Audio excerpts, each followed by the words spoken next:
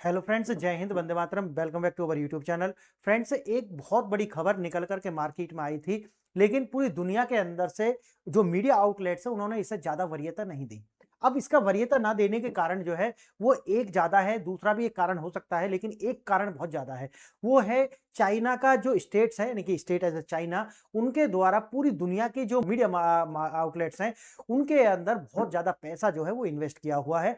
अगर आप गूगल करके भी पढ़ेंगे तो आपको नजर आएगा कि खासकर अमेरिका का और भारत के अंदर से शायद ही ऐसा न्यूज क्लिक्स का मामला भी सामने आया था, शायद ही कोई ऐसा चैनल बचा हो, चाहे तो सोशल मीडिया इन्फ्लुएंसर हो या तो जो मेन स्ट्रीम मीडिया है वहां पर, जहां पर चाइना का जो है वो स्टेट का पैसा ना लगा हुआ हो। अब देखिए आप, ये जो बातें हैं, ये जब भी कोई सकारात्मक खबर आती है चाइना से, तो उसको बहुत ज्यादा हाइप किया जाता है कि देखिए चाइना ने ये कर लिया लेकिन भारत नहीं कर पाया, अमेरिका भी नहीं कर पाया, समझिए। लेकिन जैसे ही कोई नकारात्मक खबर आती है तो ये शांत हो जाते हैं। और अब मीम चलता है एक, जिसमें आपको दिखाया जाता है कि एक बात पर तो वो बहुत ज्यादा बोलता है और एक और जो है ऐसा हाथ कर लेता है, आपने देखा होगा वो मीम। तो वही स्थिति जो है इन मीडिया आउटलेट्स की हो जाती है। और ये जो खबर है ये अपने आप में बहुत बड़ी खबर है। अच्छा, जो इसको दिया है वो उसकी अपनी क्रेडिबिलिटी है, ये दिया है नासा के द्वारा। अच्छा, इसके अंदर कोई ऐसा नहीं है कि कोई समस्या है। हाँ, अगर नियत की बात आएगी, इंटेंशन की, तो वहां आप शक कर सकते हो, लेकिन जो जो डेटा है उस पर आप शक नहीं कर सकते। देखिए, चीन की डूबती अर्थव्यवस्था, नासा की तस्वीरों से खुला सच। हुआ क्या है? हुआ ये है कि आप जानते हैं नासा नासा के पास में अपना एक सैटेलाइट सिस्टम है। इस सैटेलाइट सिस्टम के द्वारा लगातार जो है पूरी दुनिया में, आप जानते हैं कि जो सैटेलाइट्स होते हैं वो दिन और रात दोनों में जो तस्वीर कैप्चर करते हैं, तो पूरी दुनिया के अंदर जो इंडस्ट्रियलाइज एरिया होता है वो अपने आप में रिकॉग्नाइज एरिया होता है। तो देखा जाता है कि नासा के अंदर लगभग 25 वर्ष तक, कितने ईयर्स तक? 25 वर्ष, एक आध वर्ष नहीं, 25 वर्ष तक इनका लगातार अध्ययन किया गया। और फिर एवरेज और तुलना की गई, डाटा का एनालिसिस किया गया और देखा गया कि रात के अंदर जो इंडस्ट्रियल एरिया है चाइना में, वहां पर अंधेरा हो जाता है। इसका मतलब है कि अभी वो क्या है, कार्यशील नहीं है। लेकिन जैसे ही भारत के अंदर वो आता है उसी सेम टाइम पर, तो आप देखोगे कि भारत के अंदर लाइट जली हुई है। इसका मतलब है कि भारत में रात और दिन दोनों समय पर लगातार कार्य चालू है। लेकिन चाइना जो है उसके अंदर वो कार्य चालू नहीं है, ये रिपोर्ट आती है। और बताया ये जाता है, बहुत बड़े बड़े खुलासे हैं इससे, आप देखेंगे इसमें बताया यह जाता है कि जिस तरीका से चाइना दावा करता है कि मेरी जो अपनी जीडीपी है वो लगभग 18 से 20 ट्रिलियन की है, उन्होंने बताया कि इसके अंदर एक बहुत बड़ा जो है वो झोल है, मतलब एक जो है कमी है। और ये जो कमी है वो लगभग उन्होंने बताई कि 35% तक की कमी है। क्या है? 35% तक की कमी है। इसका मतलब यह है कि जो चाइना बताता है और जो उसकी वास्तव में जीडीपी है उसके बीच बहुत बड़ा अंतर है। लगभग चाइना की जो टोटल जीडीपी है वो 12 से 13 ट्रिलियन है। ऐसा इनका जो अपना आकलन, डेटा का एनालिसिस है, इन्होंने बताया। और ये जो डेटा का जो एनालिसिस है ये अपने आप में सही है, ये गलत नहीं है। कारण ये है कि उन्होंने देखा कि भाई प्रोडक्शन कितना होता है, वर्ल्ड मार्केट के अंदर जो ट्रेड करता है वो चाइना कितना प्रतिशत जो है पूरी मार्केट में भेजता है, प्रोडक्शन करता है और दुनिया में भेज देता है। फिर उसके बाद देखते हैं कि कंजप्शन कितना है चाइना का, उसके बीच में जो है लगभग 33% का जो है डिफरेंस देखने के लिए मिला है। अब दुनिया ये पूछ रही कि कहां गया, अगर आपने प्रोड्यूस किया है। देखिए, जीडीपी आप जानते हैं ना, जीडीपी में वो जुड़ेगा जो आप प्रोड्यूस कर रहे हैं। अब 25 साल में ये सब कार्य हुआ है। आप जानते हैं कि चाइना 2000 के आसपास, आप गूगल करके पढ़ेंगे, लगभग 2002 या 2001 के आसपास लगभग 1.5 ट्रिलियन डॉलर, 1.5 ट्रिलियन डॉलर की ही इकोनॉमी थी। यानी कि चाइना इतनी थी। लेकिन ये आने वाले 25 साल के अंदर ही ये बताते हैं कि ये पहुंच गए हैं लगभग कितना, 20 ट्रिलियन, कोई कहता है 18 ट्रिलियन। क्योंकि चाइना आप जानते हैं कि एक अलग तरीका का नेशन है। वहां पर जो कम्युनिज्म जो है पॉलिटिकल सिस्टम है और कैपिटलिज्म बताते हैं वो इकोनॉमी का जो सिस्टम है। लेकिन उनका कोई कहना, क्या कहते क्या है, वो है क्या, उस पर क्या विश्वास कर सकते हैं? बिल्कुल नहीं कर सकते। लेकिन सैटेलाइट तो पूरी दुनिया में जाती है, सैटेलाइट तो पूरा दुनिया का मामला कैप्चर करती है। तो चाइना जो डाटा देता है और जो डाटा इनके द्वारा निकाला गया है उसके अंदर आता है 35% का अंतर। थोड़ा हम आगे बढ़े उससे पहले आप दो प्रश्न जो है उन पर विचार कर लीजिए। और ये दोनों प्रश्न, आपको मेरा इंटेंशन ये है कि एक तो आपकी जो नॉलेज है उसको चेक किया जाए, उसमें एनहांसमेंट किया जाए, और दूसरा आपकी मेमोरी देखा जाए कि आपको याद कितना रहता है ये सारा।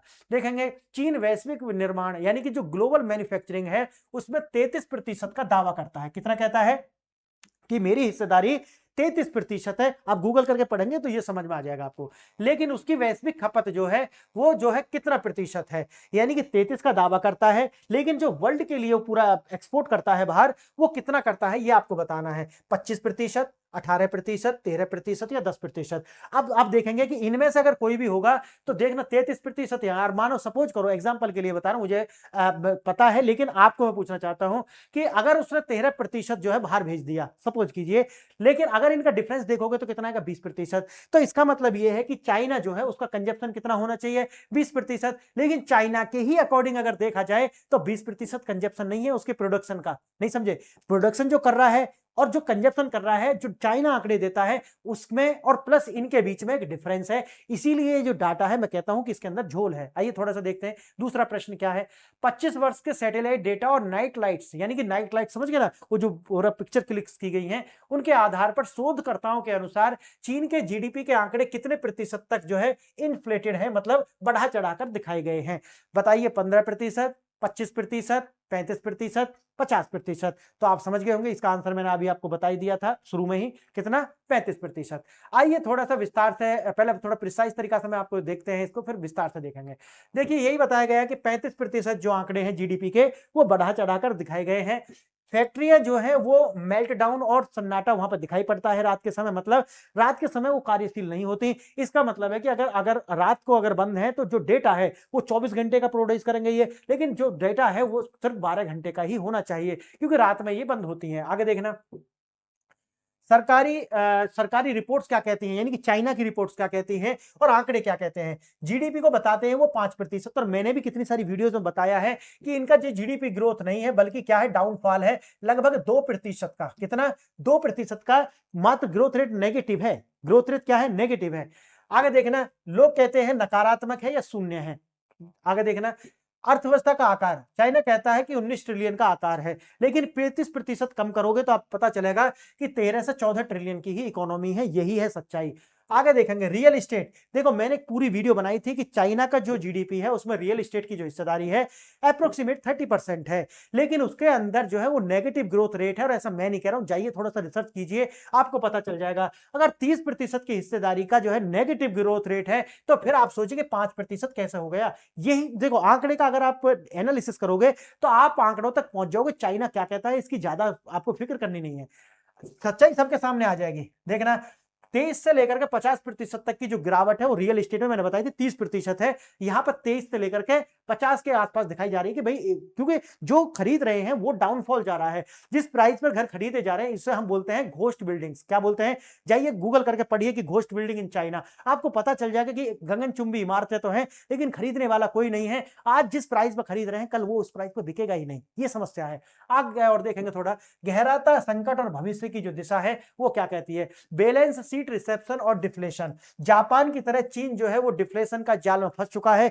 लेकिन समस्या यही नहीं रुकती, समस्या यहां रुकती है कि चाइना जो है वो एजिंग हो रहा है, एजिंग यानी कि लगातार बूढ़ा हो रहा है चाइना। और चाइना जब बूढ़ा हो रहा है तो एवरेज एज क्या आती है निकल करके वर्कफोर्स की, वहां पे लगभग 40 से 44 वर्ष। कितना, 40 से 44 वर्ष, ये है लेबर पार्टिसिपेशन वर्कफोर्स का एवरेज एज। समझ गए मेरी बात। आगे देखना, वहीं पर आता है बटर के बजाय टैंक पर फोकस, यानी कि चाइना जो है अब वो इकोनॉमी की सुरक्षा नहीं कर रहा है। आपने देखा होगा कि चाइना से लगातार कुछ नकारात्मक खबर आती हैं, पश्चिम की मीडिया भी जो है थोड़ा सा तूल देती है, वो है कि चाइना में कुछ सब कुछ ठीक नहीं है। ये बात जरूर ठीक है, जितना पश्चिम की मीडिया दिखाती है बड़ा चढ़ा करके उसमें जरूर कुछ ना कुछ कमी है। लेकिन एक बात जरूर है कि चाइना में सब कुछ ठीक नहीं है, क्योंकि जो इनकी सिक्योरिटी काउंसिल थी उसके अंदर 7 मेंबर थे, उसमें से एक शी जिनपिंग थे और 6 और थे, उनको हटा लिया गया 6 को, और उनको पूरी तरह से हटा करके कहां गायब किया हुआ है कुछ नहीं पता है। तो चाइना में सब कुछ ठीक नहीं है। तो आज इकोनॉमी पर ध्यान चाइना का नहीं है बल्कि शी जिनपिंग और ये जो पूरा एक अपना पॉलिटिकल सिस्टम जो है उसको बचाने पर ध्यान है। लेकिन कब तक बचाएंगे, आने वाला देखते हैं क्या होगा। सामाजिक अशांति और जनसांख्यिकी की गिरावट, मैंने आपको बताया कि वन चाइल्ड पॉलिसी जो इन पर थोपी गई थी, याद रखना, सब पर ध्यान देना, चाइना ने अडॉप्ट नहीं की थी, चाइना की बनाई हुई पॉलिसी नहीं थी। आप जाइए और एक हेनरी किसिंजर है जो कि डिप्लोमेट रहे हैं अमेरिका के, उनकी किताब है उसमें जिक्र आया है कि रूजवेल्ट और निक्सन के काल में इनके ऊपर ऐसी पॉलिसी थोपी गई थी कि हम आपको जो अपनी मैन्युफैक्चरिंग यूनिट्स हैं वो तो दे रहे हैं, अपनी मतलब है यूरोप की भी और अमेरिका की भी, लेकिन इसके लिए आपको क्या करना पड़ेगा, इसके लिए आपको वन चाइल्ड पॉलिसी लागू करनी पड़ेगी। आप कहेंगे कि इससे उनको क्या मिलता, देखो इससे 2 चीज होती हैं। पहला है कि एक तो इसके पीछे उनके अपने धार्मिक कारण होते हैं, क्योंकि जो क्रिश्चियंस हैं वो भी ये चाहते हैं कि उनकी पॉपुलेशन पूरी दुनिया में मोर देन 50% होनी चाहिए। क्यों? क्योंकि जो डी डे है वो तभी आएगा। और दूसरा जो कारण है वो ये आता है कि अगर कल को जब एक चाइल्ड आएगा तो आने वाले समय में क्या होगा, चाइना की पॉपुलेशन नीचे गिरेगी। तो जो आज अमेरिका कह रहा है, अमेरिका में जो राष्ट्रपति हैं डोनाल्ड ट्रंप, वो डावोस के अंदर जाकर क्या कहते हैं, वो कहते हैं कि अब अमेरिका जो है वो अब कैपिटल मार्केट से हट करके मैन्युफैक्चरिंग मार्केट जो है वो बनेगा। इसका मतलब ये है कि अब चाइना जो अमेरिका जो है वो अपने यहां पर अपनी जो मैन्युफैक्चरिंग यूनिट्स हैं उनको वापस लेकर के आएगा। क्लियर है? यानी कि अगर आप चाइना आज भी उनके पास में इसी तरीका का डेमोग्राफिक डिविडेंड होता तो चाइना से फैक्ट्री कभी भी निकल के भारत या फिर अमेरिका नहीं जाती। क्लियर है? तो ये एक लंबा विजन था उनका, इसे लेकर के। आइए थोड़ा सा आगे देखते हैं। ये दोनों प्रश्न मैंने आपको दिखा दिए हैं। देखिए 2015 रोशन और 2024, 2015 में ये तस्वीर थी चाइना की। दोनों तस्वीरें, ऐसा नहीं कि उन्होंने यही दिखाया है कि नहीं नहीं, देखो ये तस्वीर थी, रात की तस्वीर है। इसका मतलब है कि जो पूरी की पूरी जो बेल्ट है इनका, आप जानते हैं ना चाइना में जो है सबसे ज्यादा ईस्ट की ओर जो उनका जो समुद्री किनारा है उधर की ओर जो है लगभग 90% जो पॉपुलेशन है वो उधर, ये पूरे कल कारखाने उधर ही स्थापित हैं। तो पूरी बेल्ट देखोगे तो आपको लाइट जगमगाती दिखेंगे। 2024 में देखना, ये स्थिति है। अब आप देखेंगे कि दोनों में जो है लगातार, जिससे चीन की जो जीडीपी है वो 5% की दर बता रहे हैं, ये बढ़ा चढ़ा करके दिखाया गया है। आगे देखेंगे नासा की जो सैटेलाइट की जो तस्वीरें हैं वो दिखाती हैं जो चाइना है वो पूरी तरीका से जो दिखा रहा है वो झूठ है।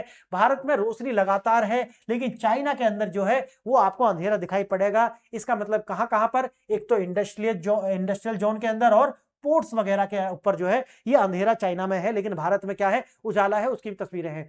औद्योगिक गतिविधि, इंडस्ट्रियल एक्टिविटी जो है वो ही रोशनी का द्योतक होती है। अगर रोशनी है रात में तो माना जाता है कि जो आर्थिक गतिविधि है वो क्रियाशील है। आगे समझना थोड़ा सा, ये नासा जो VIIRS night light data analysis है जो कि 15 से 24 के बीच में है। आगे देखेंगे आंकड़ों का खेल, 19 ट्रिलियन का बनाम 13 ट्रिलियन। जैसे मैंने आपको बताया कि अगर ये आंकड़े जो देते हैं वो 19 ट्रिलियन के हैं, लेकिन 35% का जो है वो क्या है, डिफ्लेशन कहिए या फिर डाटा जो है वो झूठा है, इसलिए 13% का ये है रियलिटी चेक। आगे देखेंगे हम पिछले 25 सालों में नाइट लाइट्स डेटा जो है वो दिखाता है कि जो जीडीपी है वो लगभग 35% तक बढ़ा चढ़ाकर दिखाई गई है। अंतर आता है, जैसे कि आप जानते हैं 13 ट्रिलियन की असलियत में इनकी इकोनॉमी है। परिणाम है कि सरकार की जो नीतियां हैं वो 19 ट्रिलियन बताती हैं, इसके अंदर मिसमैच नजर आता है। अभी दूसरा आंकड़ा भी दिखाएंगे आपको, दूसरा मामला भी आएगा। देखिए विकास का जो इंजन था वो रियल एस्टेट, जो मैंने बताया लगभग 30% की जो जीडीपी में हिस्सेदारी थी वो आती थी निकल कर कहां से, रियल एस्टेट सेक्टर से। लेकिन रियल एस्टेट सेक्टर जो है उसके अंदर ही क्या आ चुका है, डिफ्लेशन है। इसका मतलब है मंदी से जूझ रहा है और लगभग बताया जाता है कि 23 से लेकर के 50% तक की जो गिरावट है वो इसके अंदर है। चीन की जो अर्थव्यवस्था का जो मुख्य इंजन था वो रियल एस्टेट था। पिछले 30 महीनों में जो घर हैं उनकी कीमत लगातार कम हो रही है, लगभग 23 से लेकर के 50% तक कम हो चुकी है। यानी कि वेल्थ का इवेपोरेशन, आम नागरिकों के जो जीवन भर का जमा पूंजी जो थी, जो उन्होंने रियल एस्टेट में लगाई थी, वो जा चुकी है। सोचिए कि खरीदा था 100 रुपए में, रह गई है उसकी कीमत कितनी, 50 रुपए रह गई है। तो क्या आगे कोई इसमें इन्वेस्ट करेगा? बिल्कुल भी नहीं करेगा। यही स्थिति जो है आपको बनती हुई दिखाई पड़ेगी। मनोवैज्ञानिक प्रभाव यह है कि जब ऐसा होता है तो एक पैनिक हो जाता है, लोग सेविंग पर ध्यान देने लगते हैं, जिससे स्पेंडिंग कम होती है और मार्केट का जो अंदर जो ग्रोथ होता है ना जीडीपी का, स्पेंडिंग बढ़ेगा तो जीडीपी बढ़ेगा, सीधी सी बात है। तो जीडीपी जो है वो रुक सी जाएगी। क्यों? लोग स्पेंडिंग नहीं करें। जैसे कोरोना के अंदर आपने देखा होगा कि कोरोना के अंदर जैसे ही आता है लोगों की स्पेंडिंग बंद हो जाती है, क्योंकि पता ना कैसा टाइम आ जाए। इसीलिए जो आप देखेंगे कि चाइना के अंदर एक पैनिक जो है वो बटन दब चुका है और कई वीडियो में मैं बता चुका हूं कि अब चाइना के अंदर बताया ऐसा जाता है। देखिए आंकड़े चाइना क्या कहता है मुझे इससे नहीं लगता, लेकिन हम अगर पूरे डेटा को एनालिसिस करते हैं तो आप देखते हैं कि पता चलता है कि लगभग 40% जो है वो बेरोजगारी है रियल, वास्तव में लेकिन चाइना क्या कहता है वो अपना, उनका ठीक है भाई, अपना एजेंडा चलाते हैं। और आपको पता होगा ये बेरोजगारी है और साथ ही साथ जो युवा हैं वो अब उनको काम नहीं है, वहां पर एकदम बेरोजगारी, लोग जाकर के अपने गांव लौट चुके हैं। तो ये स्थिति है। और महंगाई जो है वो बहुत ज्यादा है। महंगाई जो है बताया जाता है कि अर्थव्यवस्था में अगर देखा जाए तो महंगाई तो बुखार की तरह होती है, जो इन्फ्लेशन होता है, और वो जो है ठीक हो सकती है जैसे ही प्रोडक्शन बढ़ेगा। प्रोडक्शन बढ़ाओगे इन्फ्लेशन गायब हो जाएगा। समझ गए ना मेरे? अगर इकोनॉमिक्स थोड़ा सा टिपिकल भी लगती है तो समझिए, जो इन्फ्लेशन होता है उसका मतलब होता है कि मनी यानी कि जो पैसे हैं वो मार्केट में ज्यादा है, और जैसे ही मार्केट में प्रोडक्शन होकर आएगा तो क्या हो जाएगा, वो उसका वैल्यू कम हो जाएगा। बस यही है। आगे देखना, मौजूदा स्थिति, आज चीन में चीजें जो है दाम 2020 के स्तर से भी नीचे हैं। इसका मतलब है वहां पर क्या है, प्रोडक्शन तो है, प्रोडक्शन वहां पे है, लेकिन क्या नहीं है, अब लोग परचेजिंग नहीं कर रहे, पैसा खर्च नहीं करना चाहते, पैनिक हो चुका है, कोई डिमांड नहीं है, कोई खरीद नहीं रहा है। फैक्ट्रियां जब चलेंगी, जब कोई खरीदेगा, भाई प्रोडक्शन हो गया, मार्केट में माल है, लेकिन आप पैसा खर्च करना नहीं चाहते। क्यों? क्योंकि आपको लगता है कि मैंने पैसा खर्च कर दिया, पैसा आएंगे कहां से? क्यों? क्योंकि अर्थव्यवस्था टूट रही है, अर्थव्यवस्था नीचे जा रही है, रोजगार नहीं है, जॉब कभी भी जा सकती है। और कह कुछ सकते नहीं हो आप। चाइना में अगर आपने चाइना के खिलाफ बोला तो सही जगह, और लेकिन जो चाइना की स्थिति है वो क्या है, वो एक बहुत बड़ा जो है संकेत है, और ये आता है इनका जो है डिफ्लेशन से। आगे देखेंगे, उत्पादन बनाम खपत, यही सीधा सीधी से जो मैंने आपको बताया कि ग्लोबल मैन्युफैक्चरिंग, तीसरा जो आंकड़ा है वो निकल करके आता है, जो बताया गया ना 35% की जीडीपी में जो कमी है, वो तीसरा आंकड़ा यहां से निकल करके आता है कि चाइना कहता है कि ग्लोबल मैन्युफैक्चरिंग में उसकी हिस्सेदारी 33% है। पूरी दुनिया का जो ग्लोबल खपत है, चाइना का जो माल है चाइना का, वो आता है 13%। कितना? 13%। बीच में अंतर कितना आया? 20% का। तो अब बताइए बाकी का जो 20% है वो सामान कहां जा रहा है? उसका मतलब वो चाइना की मार्केट में लगना चाहिए, लेकिन चाइना की मार्केट क्या कह रही है? अभी मैंने आपको ऊपर बताया कि पैनिक है, लोग पैसा खर्च करना नहीं चाहते। इसका मतलब है कि माल है चाइना के अंदर, लेकिन लोग खरीद नहीं रहे हैं, क्योंकि आप ये जानते हैं कि एक स्थिति के बाद में सैचुरेशन आ जाता है इकोनॉमी के अंदर। चाइना उसी को फेस कर रहा है। बात आती है डंपिंग की। चीन अपनी फैक्ट्रियों को जो चालू रखने के लिए लागत से भी कम कीमत पर क्या कर रहा है, जो भी ईवी, जो इलेक्ट्रिकल व्हीकल्स होते हैं, स्टील होता है, सोलर प्लेट्स होते हैं, इनको डंप कर रहा है दुनिया के अंदर। अगर ये कर रहा है तो डब्ल्यूटीओ जो है इसके ऊपर संज्ञान लेगा और इस पर प्रतिबंध लगाए जाएंगे। आगे देखना, दुनिया ने बंद किए दरवाजे और ट्रेड वार की शुरुआत। चीन में अपनी जो डिफ्लेशन की दुनिया को एक्सपोर्ट करने की जो कोशिश है वो नाकाम हो जाएगी, और हो भी रही है। कारण क्या है? पहला कारण है इनका ट्रस्ट डेफिसिट। चाइना का जो इंटेंशन है वो दुनिया समझ चुकी है, इनका जो बीआरआई है वो दुनिया समझ चुकी है कि देखिए ये जो बीआरआई है ये सिर्फ हमें गुलाम बनाने के लिए है। चाइना का उद्देश्य दुनिया को जोड़ करके समृद्धि लाना नहीं है, बल्कि चाइना वही चाहता है जो मार्को रूबियो कह रहा है ना, मार्को रूबियो कि हमें दोबारा से गुलाम बनाना पड़ेगा दुनिया को फिर कॉलोनाइज करना पड़ेगा। और ये मार्को रूबियो ने ये बात भूल जाता है। अगर आपको ये नहीं पता ना पूरा वाक्य क्या है मार्को रूबियो का, तो आप जानते होंगे कि जर्मनी के अंदर एक शहर है म्यूनिख, वहां पर एक सिक्योरिटी सम्मेलन चल रहा था, जहां पर मार्को रूबियो आकर के इस तरह की बातें कर रहा है। देखो पूरी वीडियो मैंने बनाई है, अगर वास्तव में आप इसमें रुचि रखते हैं तो कमेंट कीजिए या टेलीग्राम पर जुड़ जाइए, पूरा लेक्चर मिल जाएगा। बहुत ही जबरदस्त लेक्चर है, आप देखेंगे खुश हो जाएंगे। देखना इसको, यूरोप और अमेरिका एंटी डंपिंग जंग शुरू कर दी है और ट्रेड बैरियर्स जो है लगा दिए गए हैं। अब यूरोप और अमेरिका जो है, मैंने आपको एक वीडियो अलग से बनाई थी कि किस तरीके से अब रूस जो है वो भी दूर जा रहा है चाइना से, और अमेरिका और रूस के द्वारा बैक विंडो यानी कि अलग पर्दे के पीछे की कहानी चल रही है। उसके लिए भी आप टेलीग्राम से जुड़ जाइए। फैक्ट्री मेल्ट डाउन हो रही है, गोदाम भरे पड़े हैं, लोग जो है वो परचेज नहीं कर रहे हैं क्योंकि उनको कल जॉब चली जाएगी पता नहीं। बेल्ट एंड रोड जो है वो पूरी तरीके से गरीब जो देश थे उनको इन्होंने क्या डेट ट्रैप में फंसा दिया था, इनके ऊपर से ट्रस्ट डेफिसिट जा चुका है। असंतोष और क्रांति की आहट, युवाओं का जो मोह भंग हो रहा है। मैंने एक वीडियो बनाई थी अगर आपको याद हो कि मोदी जो है वो बहुत ज्यादा पॉपुलर हो रहे हैं चाइना के अंदर, लेकिन फिर भी चाइना ने उनको बैन क्यों किया हुआ है, ये वीडियो थी और मैंने वहां पर बताया था कि आज जो है वो चाइना कहता था कि मेरे पास तो फायरवॉल है, यानी कि चाइना की ग्रेट फायरवॉल ऐसा बोलते थे, लेकिन आज के टेक्नोलॉजी ने चाइना की जो ग्रेट फायरवॉल थी उसको ब्रेक डाउन कर दिया है। और चाइना ने जो एक बनाई थी ना, एक इमेज बनाई थी भारत की और डेमोक्रेटिक नेशंस की, कि देखिए वहां क्या है, भारत के पास गरीबी है, भारत के पास बेरोजगारी है, हमारा देश बहुत अच्छा है। और ये वही मॉड्यूल था जो रूस के द्वारा अपनाया गया था कि देखिए अमेरिका के अंदर क्या है, रूस के लोग तो सबसे ज्यादा खुश है, कुछ करो या मत करो सब कुछ खाने के लिए मिल रहा है, अमेरिका में तो आपको काम करना पड़ेगा, सर्वाइव करने के लिए आपको रोज बनना पड़ेगा। आज भी आप देखते हैं ना भारत के अंदर भी, अरे भारत में ही खुश हो, विदेश जाओगे तो क्या हो जाएगा, आपको भारत के अंदर रहो, ऐसा बोलते हैं बहुत सारे लोग। ये वही है जो मैं आपको बता रहा हूं। तो चाइना के अंदर अब जो बच्चे हैं, जो युवा है, वो लेट करके क्या देख रहा है, वो देख रहा है कि भैया भारत गरीब नहीं है, भारत के पास तो गाड़ी भी निर्माण हो रही है, भारत के हमारे पास क्या डीप सीक है जो कि एकदम फ्रॉड है, भारत के पास देखिए सर्वम एआई है जो कि ऑफलाइन जाकर के भी 22 भाषाओं में काम करता है, अपनी भाषाएं बनाई गई हैं, एक्यूरेसी ओसीआर आप देखोगे ना, ऑप्टिकल कैरेक्टर रिकॉग्नाइजेशन वो 84% ज्यादा है उनसे। और भारत उसका एक V3 जो LLM बनाया गया ना, V3 बुलबुल नाम है उसका, इसका सर्वम का, वो बिल्कुल ऐसा बोलता है जैसे कि हम नेटिव स्पीकर होते हैं हिंदी के। तो गजब है, गजब एकदम। आगे देखना विरोध प्रदर्शन, एक साल में लगभग 5,000 से ज्यादा जो है प्रोटेस्ट छोटे मोटे चाइना के अंदर हो चुके हैं, और आप जानते हैं कि चाइना में प्रोटेस्ट को किस तरीके से दबाया जाता है।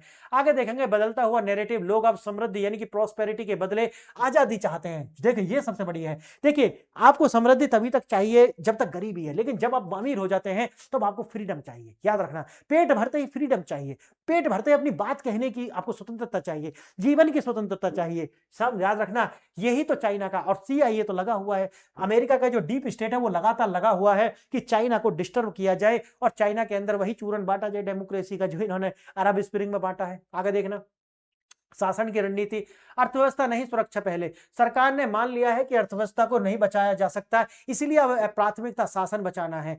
सुना है ना ब्रेड एंड बटर वाला, टेक द ओवर बटर, यानी कि अब इन्होंने क्या किया है कि ठीक है इंडस्ट्री तो जब होगी होती रहेगी, अब हमको पहले सरकार बचानी है, क्योंकि CIA और डीप स्टेट लगा हुआ है। शुद्धिकरण, पुराने जनरल्स और उनका जो मैंने शुरू में बताया है उनको पूरी तरीके से बदल दिया गया है, और चीन की जो सत्ता है उसके लिए जो भी खतरा होगा उसको वो अलग हटा देंगे। आगे देखना, चीन एक फोर्ट्रेस यानी कि किला है उसमें तब्दील हो गया, और यही जो तब्दीली है ये इनके लिए बहुत बड़ी समस्या करने बनने वाली है। हाँ, एक बात और आपको याद रखनी पड़ेगी कि चाइना जो है उसका अपना एक अलग तरीका का मोटिव रहा है, और वो ये जानता है कि देखिए रूस कोलैप्स इसलिए किया था क्योंकि उसने अपनी अर्थव्यवस्था और साथ साथ जो पॉलिटिकल सिस्टम है उसको ओपन कर दिया था। चाइना कहता है कि देखिए मैंने अर्थव्यवस्था को ओपन किया है, लेकिन जो पॉलिटिकल सिस्टम है हमने उसको अभी भी क्लोज रखा हुआ है। अब चाइना को लगता है कि देखिए ये इतिहास अपने आप को दोहरा रहा है। जैसे 1912 में जो किंग राजवंश जो था, जिसे हम किंग राजवंश कहते थे, उसका जो पतन के समय भी हालात कुछ ऐसे ही थे कि बाहरी दबाव और आंतरिक जो है आर्थिक जो कमजोरी है वो देखने के लिए मिली थी। यानी कि 1912 में जो हुआ था, क्या वो 2026 या 30 तक होने की संभावना है? आगे देखना, जापान से तुलना, जापान जब आर्थिक मंदी में गया था तब वे सुपर रिच था, चीन रिच होने से पहले ही क्या हो चुका है, बूढ़ा हो चुका है। और यही दिक्कत यहां पर आती है, और यही स्टैग्नेशन जो है, स्टैग्नेशन का मतलब समझते हैं आप, रुक जाना, यानी कि आर्थिक गतिविधि जो है वो रुक चुकी है क्योंकि स्पेंडिंग नहीं है, लोगों के अंदर एक डर है। 13 से 14 ट्रिलियन डॉलर की जो अर्थव्यवस्था बाहरी दुनिया के बिना अपने आप में जो है सस्टेन कर पाना बिल्कुल संभव नहीं है। और आपने एक न्यूज और सुनी होगी, आपने देखा होगा कि लगभग 1.1 ट्रिलियन डॉलर का जो है सरप्लस बताया है चाइना के द्वारा। ये क्या है, कहते हैं कि हमारा इतना जो है ट्रेड सरप्लस है। ये इससे सिर्फ क्या है, याद रखना, इससे पूरे वेस्ट और यूरोप और अमेरिका जो है सबकी कान खुल गए हैं कि अब चाइना को रोकना पड़ेगा। चाइना को रोकेंगे नहीं तो चाइना जो है सबको लपेटेगा। आगे देखेंगे नासा की जो तस्वीरें हैं केवल बिजली जाने के संकेत नहीं है, ये एक महाशक्ति के रुकने का जो है संकेत है। रियल एस्टेट, रोजगार और निर्यात तीनों एक साथ आकर के जो है एक स्तंभ बनाते हैं, अगर ये तीनों ही हिलेंगे तो जो है नहीं टिक पाएगा आगे। चीन अब एक विकास के रास्ते से हटकर सर्वाइवल के रास्ते पर जा चुका है, क्योंकि अब जो वेस्टर्न इंटरफेरेंस इनके अंदर होगा और एक बड़ा आंदोलन हो सकता है आपको देखने के लिए मिले, जैसा कि आपको ईरान के अंदर देखने के लिए मिला है। देखना, दूसरा, पहला जो प्रश्न है उसका आप समझ गए होंगे, इसका आंसर है 13%, क्योंकि 13 और वो जो दूसरा आया था वो कितना था, 20। तो 20 अगर खपत कर रहा तो 33 में से 20 घटाओगे तो 13%। पहला आप जानते हैं। दूसरा प्रश्न क्या है, 35%। नाइट लाइट से डेटा बताता है कि GDP के आंकड़े जो है लगभग 35% तक बढ़ा चढ़ा करके दिखाए गए हैं। फ्रेंड्स, मैं आपका धन्यवाद करना चाहता हूं, आपने वीडियो यहां तक देखा, इसके लिए बहुत बहुत धन्यवाद। आप मेरे इस चैनल को सब्सक्राइब करें। चैनल को, हमारा एक टेलीग्राम चैनल है जो कि वीडियो के डिस्क्रिप्शन में दिया गया है, उसका लिंक है, वहां पर जाकर के आप इसको सब्सक्राइब करें। थाउजेंड्स वीडियोस के लिंक और थाउजेंड्स PDF जो मैं पढ़ाता हूं यहाँ पर, ये आपको मिल जाने वाले हैं। और अगर आप मुझसे व्यक्तिगत जुड़ना चाहते हैं तो मेरे टेलीग्राम चैनल से जुड़ जाइए, और अपने जो है कोई भी आपके अगर समस्या है तो वो आप लिख सकते हैं। लास्ट नॉट द लीस्ट, मेरा एक ऐप है PRS ऑफिशियल, जो कि iOS और एंड्रॉयड दोनों पर उपलब्ध है। आप जाकर के इसे डाउनलोड करें, और वहां पर आपको UPSC से लेकर के एक दरोगा की तैयारी तक के लिए आपको छोटे छोटे से कोर्स मिल जाएंगे। हिस्ट्री को भी 5 भाग में डिवाइड कर दिया है, modern history, medieval history, art and culture, world history. इसी तरीका से पॉलिटी को भी 2-3 भागों में डिवाइड किया हुआ है, इंडियन पॉलिटिक्स, वर्ल्ड पॉलिटिक्स और गवर्नेंस, इस तरीका से। तो सारे के सारे विषय जो है हमने, और उनकी कीमत किसी की 200, किसी की 500। एक बार खरीदोगे तो आप डाउनलोड करके अपनी जो गैलरी में सेव कर सकते हैं, और ऐप पर आप 2 साल तक जुड़ सकते हैं। आपके लिए 2 साल का सब्सक्रिप्शन होगा, जहां पर मैं आपके लिए अलग से जो वीडियो बना करके अपनी भी और AI से भी वीडियो जनरेट करके वहां पर डालूंगा। तो फ्रेंड्स, यही है आज के लिए। आपने वीडियो देखी, इसके लिए धन्यवाद। जय हिंद, जय भारत।